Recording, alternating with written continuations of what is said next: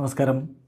Raf talk മലയാളത്തിലേക്ക് എവർക്കും സ്വാഗതം. Indian super league ഫെബ്രുവരി 14 ആരംഭിക്കുമെന്നാണല്ലോ പുറത്തേക്ക് വന്നിട്ടുള്ള വാർത്തകൾ. ഒഫീഷ്യൽ ഫിക്സറൊന്നും ഇതുവരെ വന്നിട്ടില്ല.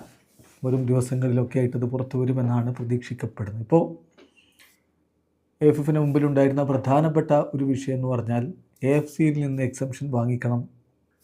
AFC കോമ്പറ്റീഷനുകളിൽ ഇന്ത്യൻ ക്ലബ്ബുകൾക്ക് മത്സരിക്കാൻ. കാരണം മത്സരങ്ങളുടെ എണ്ണം വളരെ കുറവായി കഴിഞ്ഞിട്ടുണ്ട് ഇന്ത്യൻ സൂപ്പർ ലീഗിൽ. അപ്പോൾ അതുകൊണ്ട് തന്നെ ആ ഒരു എക്സംഷൻ വാങ്ങിയെടുത്തിട്ടുണ്ട്. ACL 2 ഡയറക്റ്റ് സ്പോട്ടൊന്നുമില്ല. ISL ചാമ്പ്യന്മാരും സൂപ്പർ കപ്പ് ചാമ്പ്യന്മാരും ഇനി AFC ചാമ്പ്യൻസ് ലീഗ് 2 ക്വാളിഫയർ കളിക്കണം. അതിനാണ് ഇപ്പോൾ എക്സംഷൻ കൊടുത്തിട്ടുള്ളത്.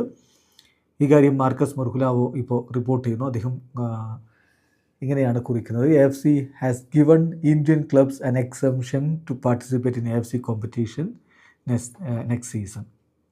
അപ്പോൾ മത്സരങ്ങളുടെ എണ്ണം ഈ AFC കോമ്പറ്റീഷനിൽ കളിക്കണമെങ്കിൽ വേണ്ട മത്സരങ്ങളുടെ എണ്ണം പൂർത്തിയാവുന്നില്ലെങ്കിലും ഇന്ത്യൻ ടീമുകൾക്ക്, ഇന്ത്യൻ ക്ലബ്ബുകൾക്ക് ഒരു എക്സംഷൻ കൊടുത്തിരിക്കുകയാണ്. AFC കോമ്പറ്റീഷൻ അടുത്ത സീസണിൽ കളിക്കുന്നതിന് വേണ്ടിയിട്ട്.